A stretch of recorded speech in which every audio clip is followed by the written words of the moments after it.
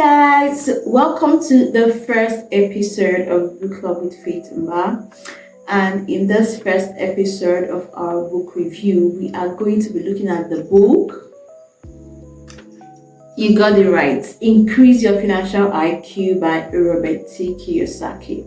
I know that most of you are aware when we started reading this book, and today we have a special guest with us who is going to be reviewing this book with us, and we are going to be asking her questions and she's going to be sharing her mind with us. So guys, join me as I make welcome the one and only.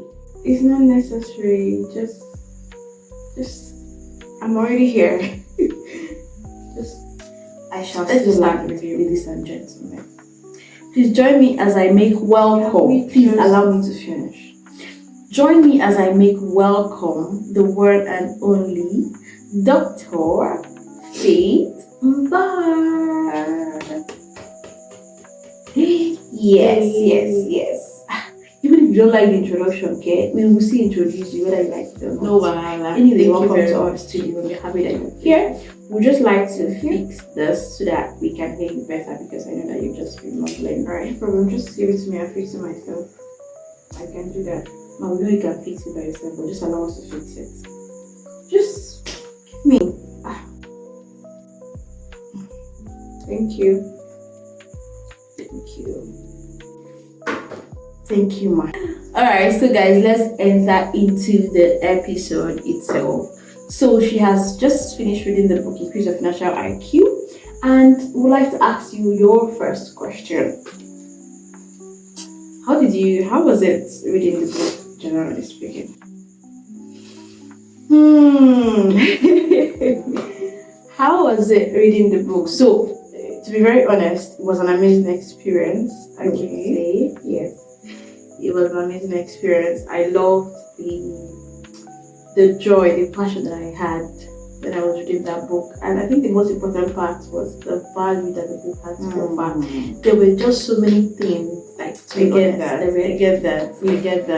Yeah, I know you get I read the book too. Don't play. I think the interesting part is the fact that it has so many values. Like, there were so many myths that were debunked. There were so many things that I had believed, just to come and find out that it's not how it is in the real world anymore.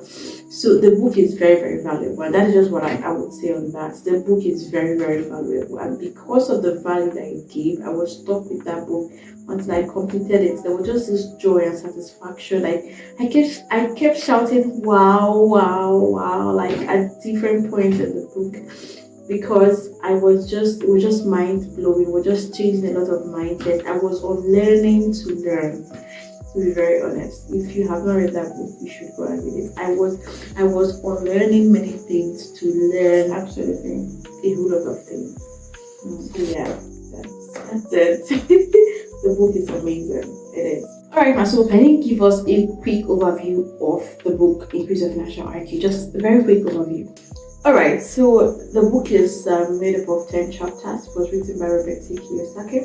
The first 2 chapters were just like an introduction, and then it started with the major financial IQs. Talked about making more money, protecting your money, budgeting your money, leveraging your money, increasing your financial knowledge. Then talked about how to increase your financial IQ, and then finally concluded by talking about financial integrity. The book is about 192 pages, so that's basically it. Ma, what was your favorite, or where, because I know there would be more than one, what were your favorite quotes from the book?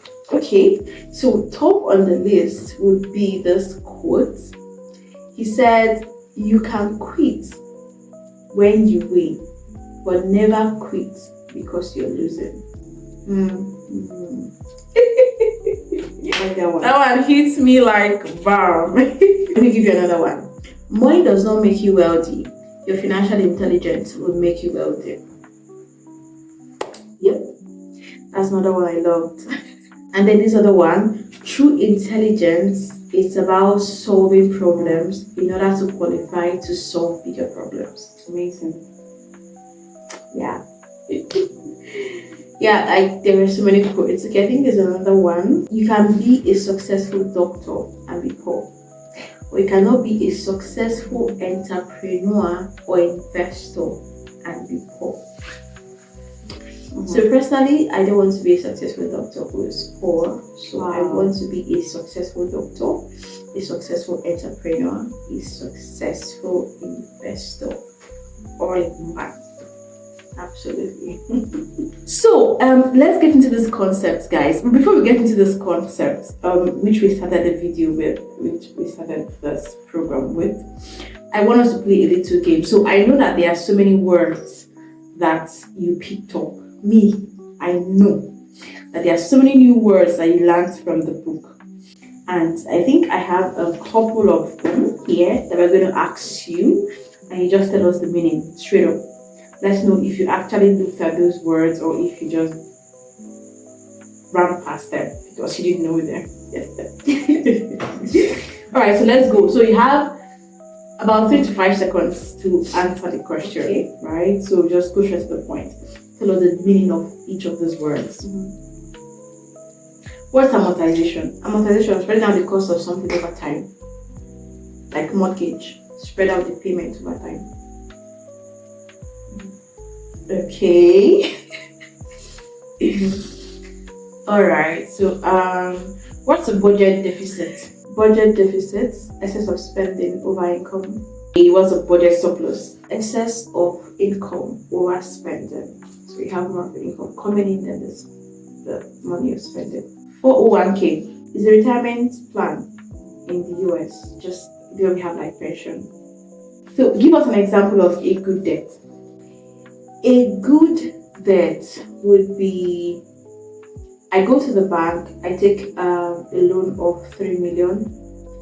I use it to buy a house, I renovate the house, and then I rent it out. And then the bank expects me to pay back the 3 million with an interest. So let's say in all what I have to pay back is like 3.5 or 4 million. And then I'm to pay 100k every month, right? To the bank. Spaced out over time, like amortization. Spaced out over time until I pay it off. So now I have borrowed 3 million, I'm to pay back 4 million, and I've renovated the house with this money. And now I rent it out to a tenant, and then the tenant pays me, or I ask the tenant to pay me 200k per month for this accommodation. 200k per month means in a year he's paying about 2.4 million basically, right? So 2.4 million in a year for the apartment. So now if he pays me 200k per month, I'm going to take 100k and give back to the bank, and I'm going to put 100k in my purse. So it's a good debt that I'm owing the bank, because the money I took from them, the money that loaned me, the money I took from the bank, I use it to invest. And now the profit of the investment, I'm using it to still pay back the debt, and I still have extra to put in my pocket. That is a good debt, right? That is a good debt. So I didn't even put a dime of my money into the house, but I am earning from it while still paying back the money I borrowed. Like, I hope you understand. So that is a good debt, because I took that money, invested it, and I'm paying back the money. So basically the tenant's payment per month is helping me pay back the debt and also putting money in my pocket. That is a good debt. So bad debts are the ones you borrow just because you want to temporarily sort a liability or sort a problem.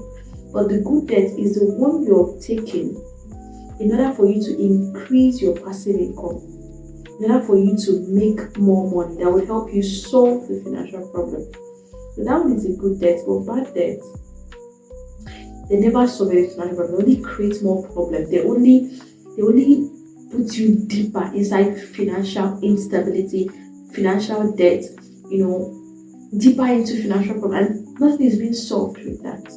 You've done amazingly well. And I know when I read the book too, because I know I read the book too, I read the book too, guys, Yes. and I saw some of those words, and it was really a good opportunity to learn them because I didn't really understand them fully. It is.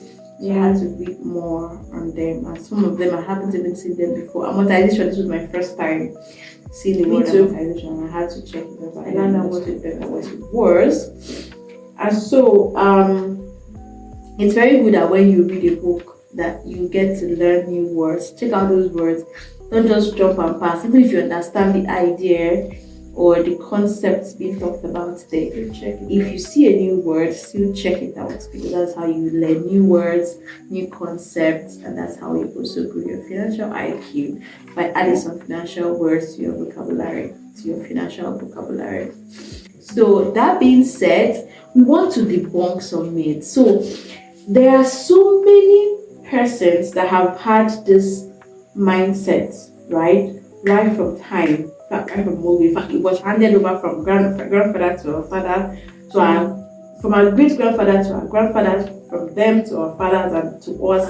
And most persons are handing it over to their children. And that is a saying that when you give birth to a child, tell a child, and that is a saying that go to school, work hard, go to school, get good grades, make sure you come out tops in your class.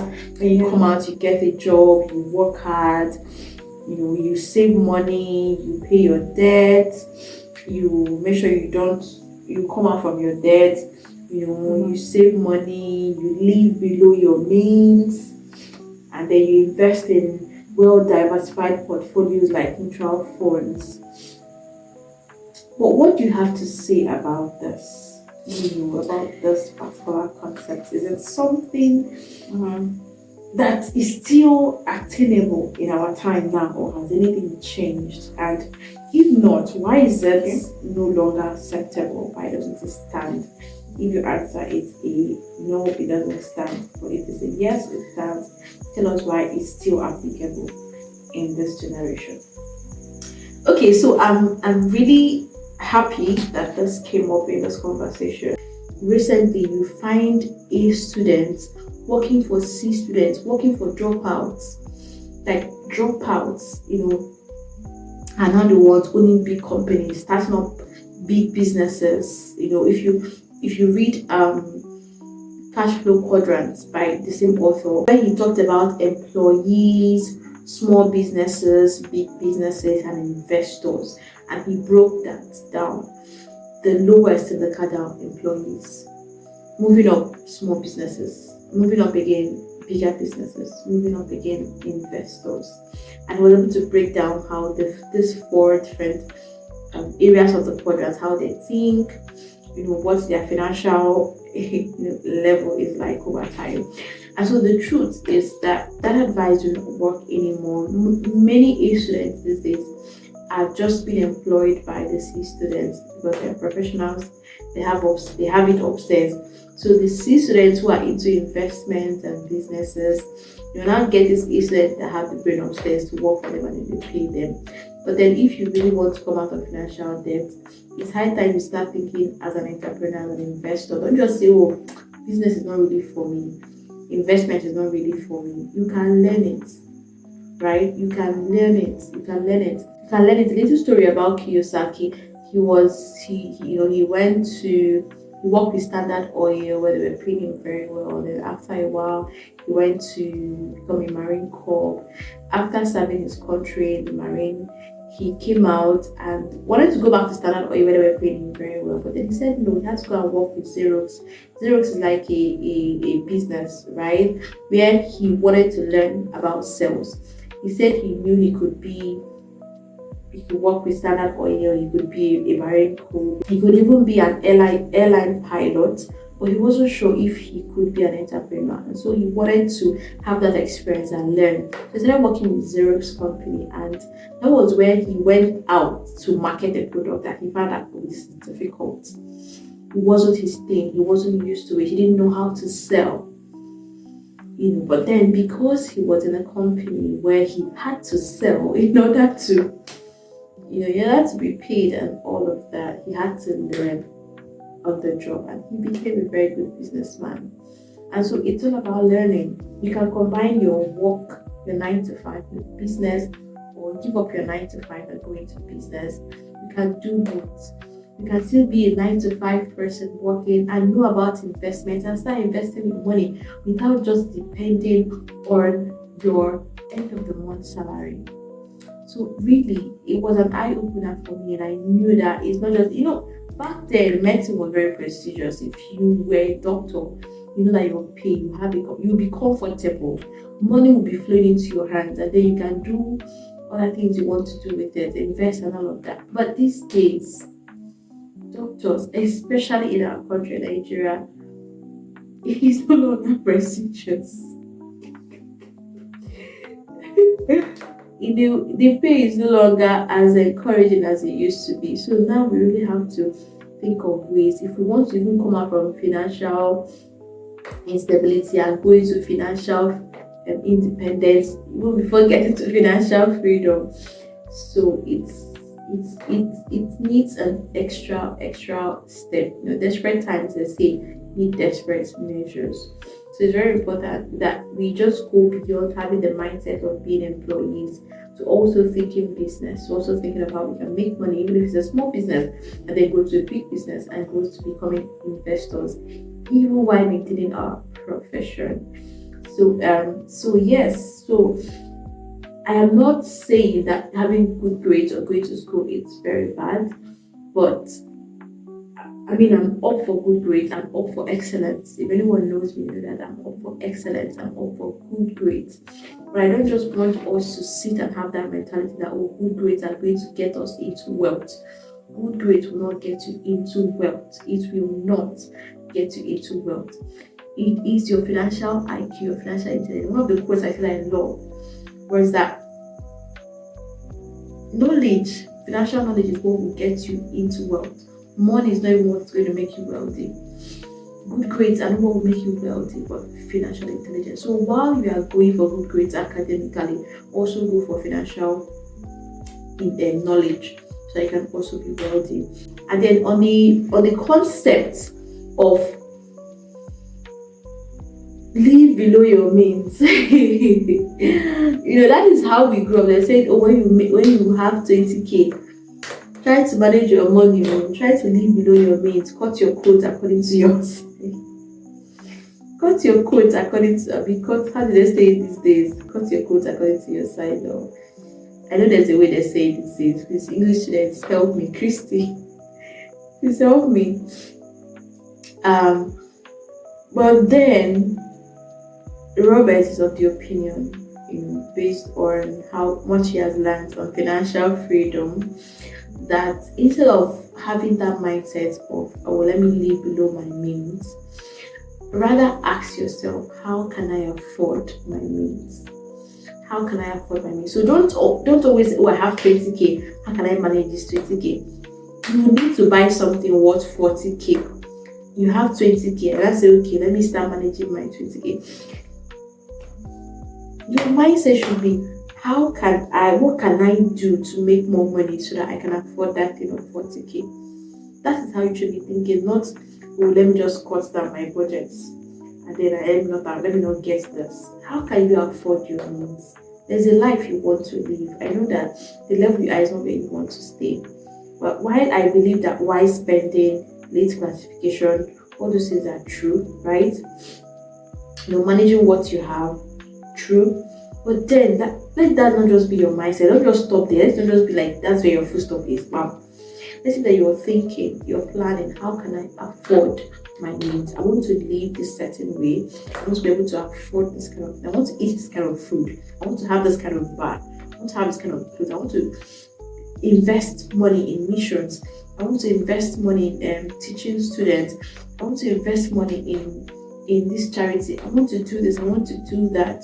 So let your mindset be, how can I afford that means? That is what it should be. Alright, doctor. So what were your favorite chapters and your toughest chapter? Or chapter, just pick one. Your favorite chapter and your toughest chapter. My favorite chapter, I don't think I have a favorite chapter. I think all of so many. I I have so many favorite chapters. Okay, so I should pick one. So I'll say my favorite. So I think my favorite chapter would be chapter 1, 2, 3, 4, and the last. I don't know. But I know my toughest chapter. My toughest chapter is budgeting your money and leveraging your money. 2 chapters. I would say leveraging your money. Why? Why? Because toughest for me because there are just so many financial jargons. I had to take some time to digest it. I had to invite ChatGPT to help me because there were just so many financial words that. But I'm really grateful for that because at the end of the day, I learned a lot, new words, new phrases. I learned how governments manage their problems and why it is wrong for them to manage it that way. I learned why things happen, why the economy is like this, why dollar is like this, why naira is like, how dollar affects naira, how inflation in dollar will favor naira and vice versa. I just learned a lot, basically. But there were just so many jargons, and that's why it was very tough for me. It took me, like, I was having headache at some point. I just had to just rest, and I came back to it. But at the end of the day, it was worth it. And I'm glad I took that step because I won't see those words next time, and then I'll be lost. I'll know them. Then my favorite, to be fair, I don't think I have a favorite. But I think my favorite was where the chapter that he was debunking the myths that I once believed. There are just so many of them. And I think I'll really go back again to read that book, to be very honest. I started reading Rich Dad Poor Dad again because I bought the hard copy and I want to read it. Like it's not even among the 12 financial books I want to read though. But because I've read it before, right? But because I bought the hard copy, I want to read it again. So after reading it again, I want to read it again and then get something from it. I'm not even counting that as the book. I just said on side. I just want to read it. I'm not even counting that as one of the 12 books I'm reading in 1 year, just on the side. So even this one now that I really fight to get the hard copy for increase of this book. I will search for it. Like anytime I go to buy a book, I will definitely look out for it because I need the hard copy of this book. Increase of financial IQ. It's so powerful and I'm going to have a hard copy. And when I get the hard copy, I'm going to read it again. I'm going to chew it again, to be very honest. There's a lot of things in that book that is really helpful to me, very helpful to me now, and I know would be helpful in the future, in the nearest future. So yeah, I think my favorite chapter is chapter like was debunking so many myths, and I think that chapter was shouting wow wow wow the most. So yeah. Wow. Like amazing. Like she's been able to say a lot. Like me, I'm practically thinking about my life right now. I'm practically thinking about my life right now. And like hearing it from you, share your opinion about this book. It not only did it deepen my understanding of the book, but it has also brought out some things that I didn't understand well. And you actually threw heavy light or some of the concepts, and I believe that everybody watching this right now, beyond what we have said, there are some nudges, like you're just having this nudge in your heart, oh, I need to go and read this book to understand this better. And that is the idea of this review, not to give you everything in the book, but to give you a tip of the iceberg so that you can dive right into the book to go and read about it and to go and read the book. And I know that many of you have also read the book, so let us know what you think about these things. Tell us your toughest chapter, your favorite chapter, your favorite quotes, favorite illustrations. If there are new words you picked up as well, let us know in the comment section of what they mean. And yes, finally, we're going to end this by asking you to please share with us what are the action points what are some of the things you noted down after reading the book that you start changing or you start doing differently moving forward? I would like to know. So what are your action points? What are your decisions? What are your Action first action points? Okay, so some of my action points I wrote down, the ones I would like to share. So I decided to read to grow my financial IQ, more, you know, by reading more financial books. Reading more financial books, following financial trends, looking out for opportunities, right? Looking out for financial opportunities, investments that I can control and leverage on. But most importantly, increasing my financial IQ even more. Really just start, and that was when I made a decision that okay, I'm going to read 11 more financial books before the 1 year for 365 days runs out, and also follow financial trends as well. So yeah, I'm just going to go ahead and increase my financial IQ because that's the goal of it all. Make sure I know more, make sure I understand more. Increasing my financial IQ basically. That is my action point. And then I also decided to have this book club because of when he talked about the cone of learning, he said 90% of what you will remember, 90% of what you remember after 2 weeks are the things that you've done, the things you've said, things you've acted out or lived out, the things that you've acted out or lived out, things that you have said or talked about. So that's why I decided to start this book club to help the things that I am reading to also stick as we discuss it together as a community. Okay, so other action points are to budget more, to think on head on solving financial problems. Like when I see financial problem, I should not run from it. I should not hide from it. I should go on to solve it. So the more I solve financial problems, the more I learn, the more I grow, and the more I would be able to solve bigger financial problems. And it's going to come in many forms. It could come in my business, it could come in another people's business, it could come in my workplace, anywhere it comes. Like once I see a financial problem, I should be part of bringing the solution to it. Why is it too that concerns me? Because I'm going to be minding another person's business. But yeah, I should look for opportunities to solve financial problems. And when I see them, I should solve them for myself, for my business, for the ones I'm able to solve as well. In the healthcare system, my workplace, all of that. So yeah, that's part of my call to action.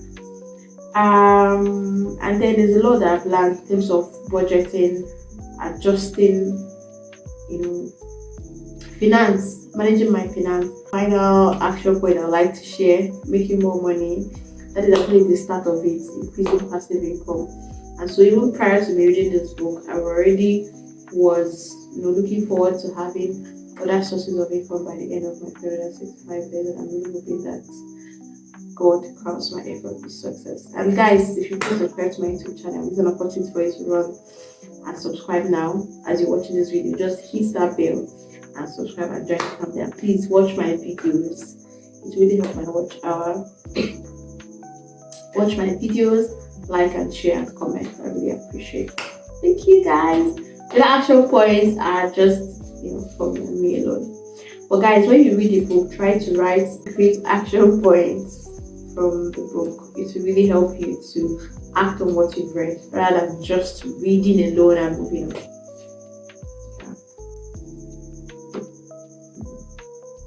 Wow, amazing. Guys, like this has been so inspiring. I must say, it has been so inspiring. And I think I'll also go back as well to add more to my action points. And this is just so beautiful. And I hope you also made out time to write out action points, because it's not just about reading, but also about taking action. You read, you digest, you take action, you talk about it. That is how it retains, right? Remember the cone of learning in the book, guys.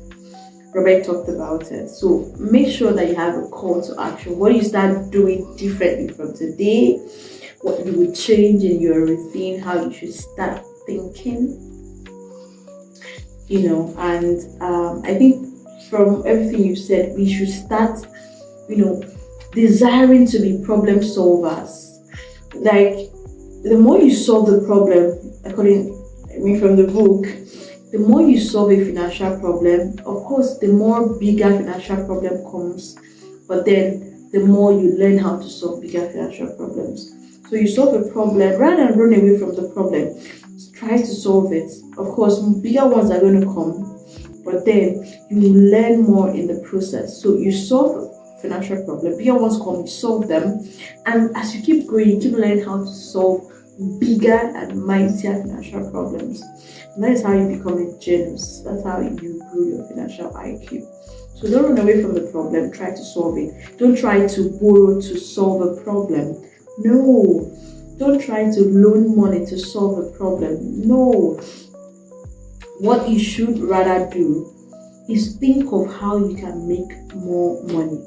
That is always the starting point, right? From the book, the first financial IQ is to learn how to make more money. Not how to loan money, not how to steal money or embezzle money or beg or ask for money, but how to make more money, how to invest. You make more money, then the next step is protecting your money. I love that chapter so much. You protect your money from 6 major persons as well. The book is really amazing, guys, and I believe that you guys should go for it. And moving forward, yes, let's talk about our book club. We have book club with Faith. We meet on WhatsApp. So the goal is to read 11 financial books in the next 11 months, one financial book per month.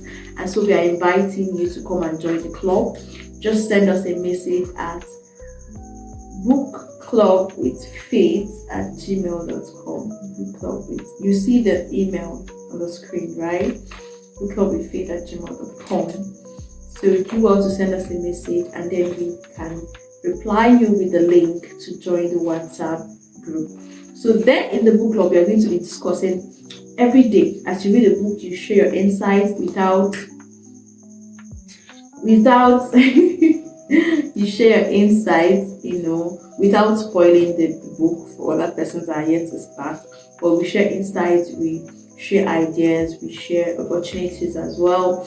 And then at the end of the month, we get to meet virtually to discuss the book and share lessons, because the more you talk about what you learn from a book, the more it sticks and the more you can understand it better and know how best to apply that in your life. So we do that at the end of every month, and then we would take on another book the next month. So we are starting in the month of October, and we are running it all the way down to August. At the end of August, we should have read 11 financial books. Guys, it's going to be mindful, it's going to be amazing. I know that some of you find it difficult to finish a book, but by the time you join the community and you're being encouraged and pushed, and you're also willing to put in the work, then by the end of August 2026, you would have finished 11 powerful financial books, and your financial IQ would have skyrocketed to something amazing. You won't even recognize yourself again. By the time you look at yourself, it's like, this is not how I was in September 2025. It's going to be amazing, to be very honest, and you're going to be so proud of your progress. And so I'm inviting you to join the book club, and we're going to kickstart very, very soon. October is just around the corner, so don't go. Yes, I want to say a special thank you to our guest. She has tried though. We cannot thank you enough. Thank you so much for coming around. Thank you so much for sharing such powerful insights, for giving us the hints, the tea, for stirring our spirit man to want to go and read the book. And we really appreciate you, Ma. Thank you so much. Thank you so much.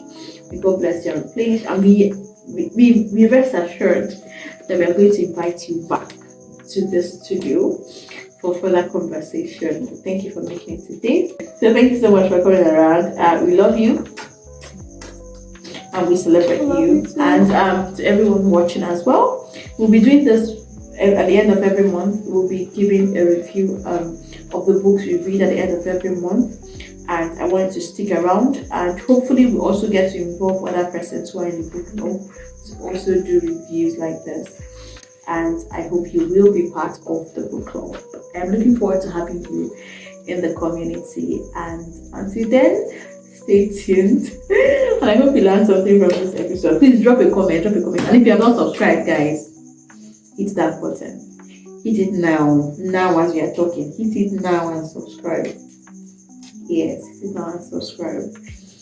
Yes, now. And thank you for subscribing. We love you and we'll see you in the next episode. For now, have financial integrity. Good.